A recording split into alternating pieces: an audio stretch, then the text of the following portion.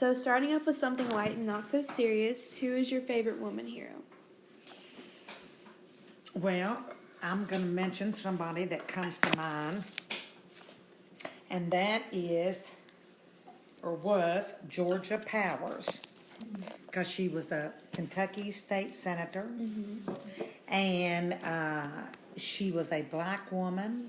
She was the first female and black woman to be in the state legislature. And in that day and age, not only did women not have rights, but black women certainly had no rights. That was before the Civil Rights Act of 1964. And so, and Georgia in the state of Kentucky, was a strong supporter of equal rights for all people, and big on issues, social issues, that affected particularly women, such as women and children and families. So I consider her, can you just imagine in her day and time? Women weren't running for office, much less a black woman. It's amazing when I think about it. And she went on to be a big part of the civil rights movement, with Martin Luther King. She was there with him when he was assassinated. And she is from my county, Washington County. And so that was where she was born. And anyway, she eventually, went to Jefferson County. And, but she was big in the civil rights movement, and then she went on from there. Upon her retirement, she wrote several books, and she was world renowned. And then before college, what did you plan on doing? Before college, well, I'd say in that when I was growing up, all my classmates, when I was going to school, they were all getting married. I kind of thought it just didn't make any sense to me. Yeah. I thought I'm going on to college, and but I will have to say that I wanted to either, which was a common goal for women then, to either be a social worker or a teacher. But I particularly was interested in social work because I felt, having gone to a Catholic all-girls high school, the nuns taught us, the importance of civic responsibility and of social justice. Those were issues that were very important. And I wanted to be a part of that. And I felt like social work was a good way to do it. What work and motivation did it take for you to get to your particular position or job that you're in right now? Well, I'm a retired social worker, but I graduated from Western Kentucky University with a degree in social work, and I went on to practice social work in regarding child abuse and neglect, and adult abuse and neglect, domestic violence. I really did it all. Juvenile services and foster care, adoptions, and I saw all of the injustices with families and with poor mothers and single mothers and with even married women who were in domestic violence situations and couldn't get out. And in those days there weren't even any laws to protect women and or children. Yeah. So finally through those years I saw some improvements. Some domestic violence laws were put in statute, and then some laws against abusing children. And I don't know what your original question was now. How did you like get to the position or job of being a social worker? Okay, so that's, when I got out of college, I got a job with the Cabinet for Families and Children. And that's what I did for the next 24 years. And then I went to the mental health agency, and I worked with children with emotional and behavioral disabilities. Did you receive help along the way of your journey to where you are now, like by a mentor or a parent or a teacher or a counselor, etc.? Well, To being a social worker. yes, of course. I don't think you can, everybody needs a mentor, and I had some very good, I attribute my success to the nuns. Now, I'm just going to tell you that right now, because they instilled in you the importance of responsibility and helping your neighbor. Yeah. And so, whether you did it professionally or however you did it, but that was your responsibility. That was your Christian responsibility. And so I attribute my success to the nuns I had at St. Catherine Academy, and then also to when I started out at St. Catherine Junior College, and I had nuns there, and they had they had goals and for all the students. So. What about in regards to your government and politics background? Well, Did you have a mentor for that? I really, I would say my mother. She was a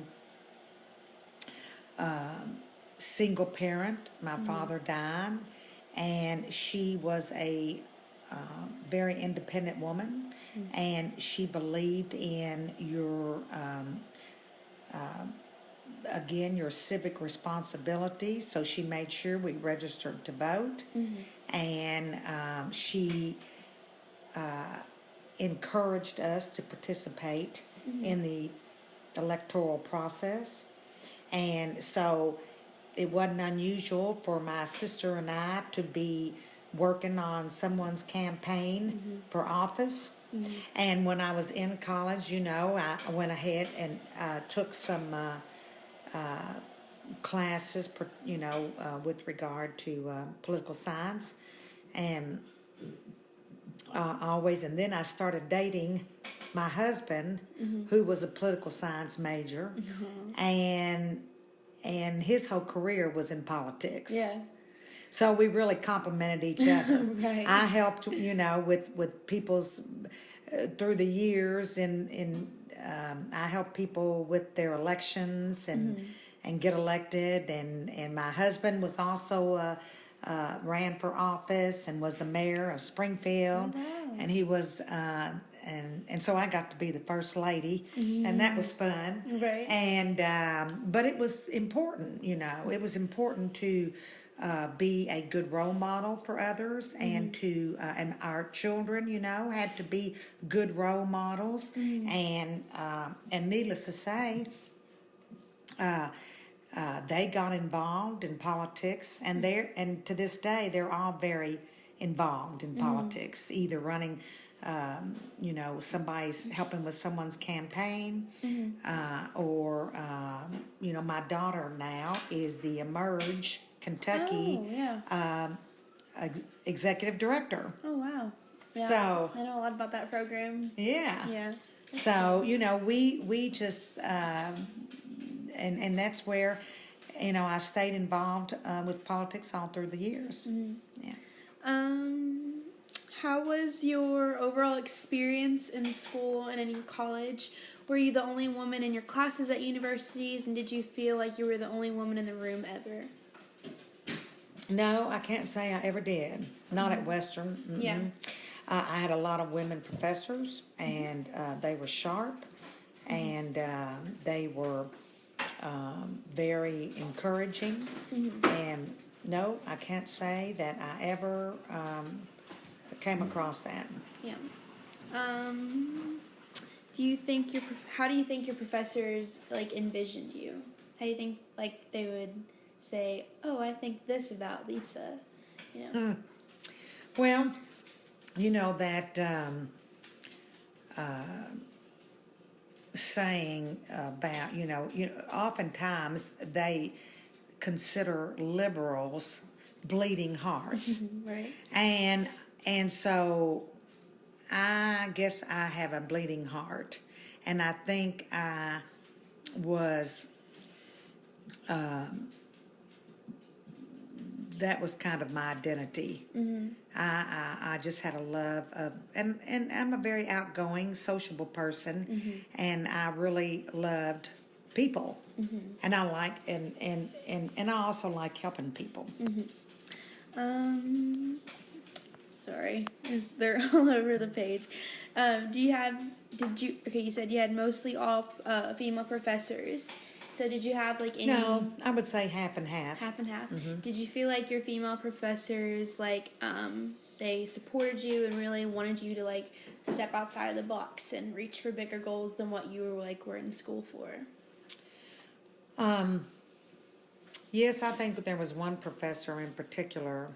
She was head of the social work department, and she always was encouraging the women in her class to step outside the box. And she thought it was important that we have a voice, and not only to be a social worker, but that we had a voice in the political arena, that we took a stand on issues, and that we participated in making, the world a better place. Right. How do you feel working, or how did you feel working as a social worker and in government? Did you feel like there was fair treatment between you and the opposite sex? Absolutely not. Right. No. There's always, the men were normally in the administrative positions, Right. and the women were in the field. Yeah, I mean, that was regularly the case, and they made more money, and we women who had families, we had to be off, take maternity leave. That is one regret I have, and that is that, and because my husband was, had a big career, I had to step in the background. I had to be there for the children. And I wanted to be, of course, there for the children, but it was a decision you had to make to either pursue a bigger career, Right. or to be able to be there with your children. Right. You couldn't have both at that time. So I couldn't advance. I couldn't take on big administrative positions. Because I needed to be there for my children, and so I had to be at home, by certain times, and so and your bosses were demanding of people that if you wanted to advance your career, then you were going to have to spend extra hours at the office, and as if I didn't spend enough already. And, I had maternity leave to take, and, had 3 children, and so I had to, I was off quite a bit with that, and no, it just wasn't, you couldn't have both. Right. What are some of your future plans and goals in life? Well, I'm back on the city council, and after I retired, and my husband he was up in Frankfurt working for Governor Bashir. I decided I had run everybody else's campaign and helped everybody else get elected to office. I was going to run for office myself. Yeah. And so I ran for city council, and I served 2 terms, and I had made up my mind I was going to run for mayor, and I did, and I lost by like 18 votes, something like that. Wow. 4 of us running, and I don't feel badly about that because but I came in second out of 4, so. Right. And the incumbent mayor was at the bottom, and our former county judge executive was behind me. He didn't have as many votes, so I consider my loss by about 18 votes to be, in a way, a victory. But and so after 2 years, I could run again for council, and I've done that. A lot of people think I'm going to run for mayor again, but that's I haven't made any decisions on that. And then next question was, do you have any advice to your high school self and to other young women now? Well, my advice would be to express yourself. And the song, Express Yourself? Yeah. Well, I think it's important to express yourself. And in every aspect of your life. And also because, our voices, women's voices, need to be heard. Because we have stayed in the background too long. And every day I talk to people, and let's just say, for example, in a married relationship or dating relationship, and women tend to step back and let the man be the one in control. And they don't express their feelings, their emotions, or what's important to them, or their attitudes. And I just think that is Okay. And so the question was just advice to yourself and the younger women. As I said, because in the past, women have always been second fiddle. They step back and let the man take control. I mean, and so in my generation, of course, all women did that, or most women. And even though I considered myself a pretty independent woman, I had to fight for it all the time. I mean, don't get me wrong, I had a wonderful husband, but most things were his decision. And I'm not shy about speaking up. And so, but I just don't feel like women's opinions, and I still don't think that women's opinions are as valued as men's. But while women are becoming more and more independent and self-supportive, and more in the career world, men are having to listen. And I think that's necessary. And then, according to Merriam-Webster, feminism is the belief that men and women should have equal rights and opportunities. And do you agree with this definition? Why or why not? Well, of course I do. I mean, would you change it or tweak it in any other way? No, I would not. I think it is basically equal opportunity and the same treatment. And any woman, recently somebody made this statement, and I can't think who it was. It might have been Gloria Steinem that said, if two women, she was making this comment, if you don't think you are a feminist, then you are mistaken, because every woman is a feminist if they believe in equal rights for themselves. Right. And then, do you consider yourself a feminist? Of course. And then, do you feel like the representation of women in government is particularly low in the U.S.? Why or why not? And do you know what percentage of women make up U.S. politics? No, but I know that it's low. I know that on the state and national level, that it is low, and that we need more women in elected office. And that is something that I'm hoping more women are aspiring to, particularly with that Emerge program.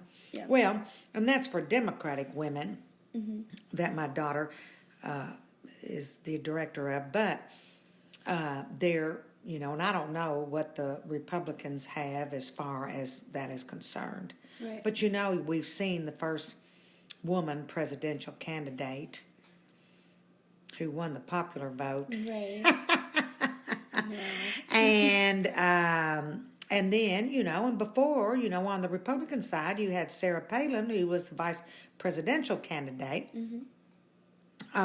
So, I'm glad to see these happening, these things happening. And I just really had hoped that in my lifetime, I would see a woman president. And I never dreamt that I would see a black president before a woman president. And of course, I'm delighted that I got the opportunity. And I went to Obama's inauguration, President Obama's inauguration, and I was just thrilled with that. Right. And helped, and campaign for him. And but I just really hope that I get to see a woman president before very long. Right. Maybe in 4 years. Hopefully. And then I have some statistics for you just about the representation of women in U.S. politics. So women make up 51% of the U.S. population, but we only make up 17% of our government. And the U.S. ranks 98th in the world for percentage of women in its national legislature, with Rwanda being number 1, and they have 49% of their government is made up of women. And if the U.S. stays at this rate of of 17% in our government represented, then it will take us 500 years for us to catch up and be equally represented in our government. How does that make you feel? Very sad. Yeah. I just came back, from D.C. I went to the Women's March, and I just felt it was my obligation to be there. And luckily, I have a daughter who's up there in that area, and we made the decision to go. And my sister came from South Carolina, and so we were surrounded by women across the country who marched, and it was just a very emotional experience. And the next day, I toured the American Indian Museum in D.C., and I learned, I think I knew this before but had forgotten, but it was women in the Indian nation that were the leaders. And I listened to this Indian woman who was just a visitor at the museum mention that fact, that at the museum there was, I know in one display there was mention of the fact that women actually were the ones who were the leaders, and that the but but there's just hardly any mention of them in the whole exhibit, in the whole museum. This lady who is an Indian herself, mentioned.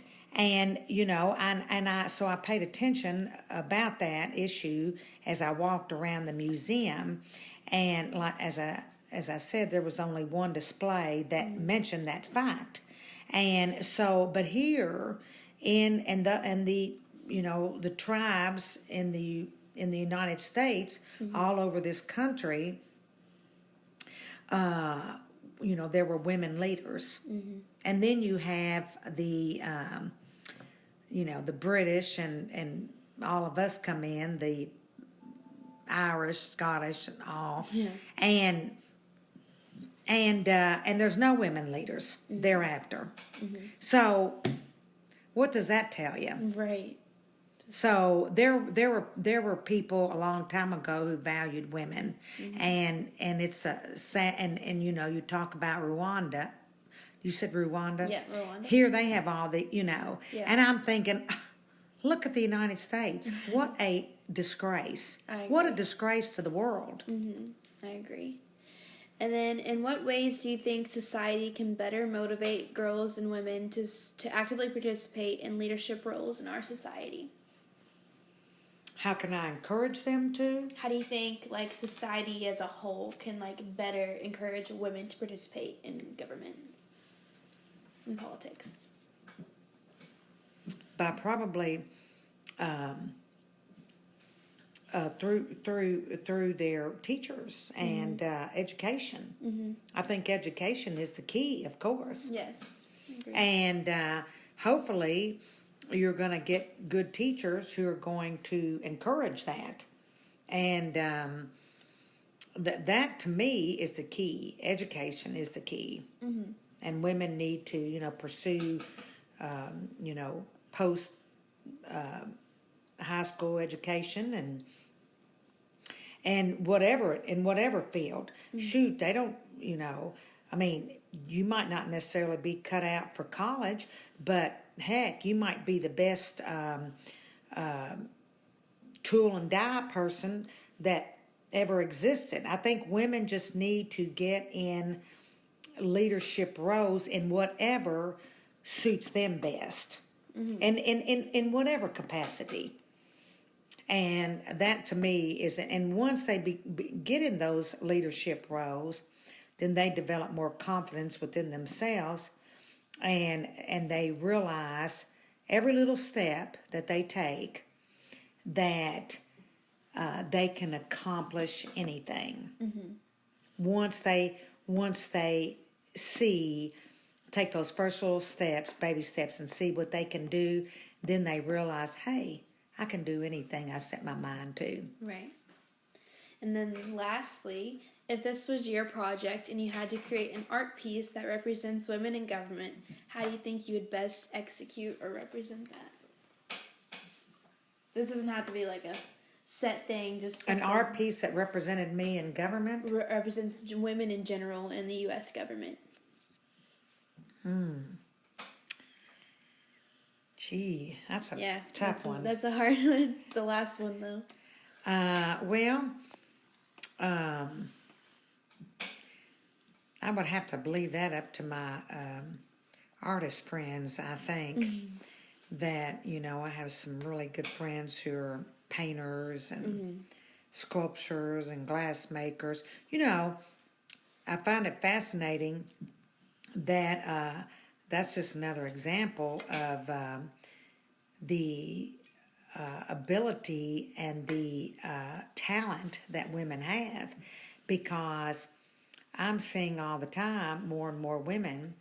Well, I'll just give you an example. We just formed I just started the Democratic Women's Club in Washington County.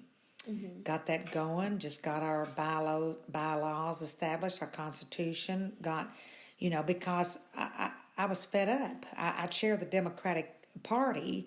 I'm the chair of the executive committee in Washington County. And it's made up of men and women. It has to be an equal number, and that's fine. That's all well and good. And then a youth has to be a youth member under the age of 35, and that's all well and good. But I have found that the people that are really enthusiastic and excited about the progress of the world are women. And I don't know what that's about. I don't know if that's a maternal thing that they, feel that we need to make this world a better place for our children. But so I decided to establish the Democratic Women's Club of Washington County. And you talk about some go-getters. And in this club, there are numerous artists, painters, sculptors, glassmakers, woodworkers, and I don't know if there's some kind of relationship there. I don't know if it has to do with creativity or exactly what it is. But so if I had to say what we would be as a piece of sculpture, I think I like the fact that we have a person that does beautiful stained glass, and she's done some glass windows, stained glass windows that are of all different colors and shapes. Wow. I would consider that the art piece that identifies the women of this world, of our country, of women in politics, and or women in general. Right. So we're a big conglomeration of things. Right. And but I'll say one thing: these women have come together, regardless of their backgrounds, religions, because we have a couple of Jewish women, we have a Muslim, and all of these women are all on the same page. We want a better world. And that concludes our interview. Thank you so much for being a part of my project. I'm so excited to include this interview, especially in my project, because you said some wonderful things. So I just want to thank you for letting me talk with you for my project. I appreciate that. Thank you, and good luck. Thank you.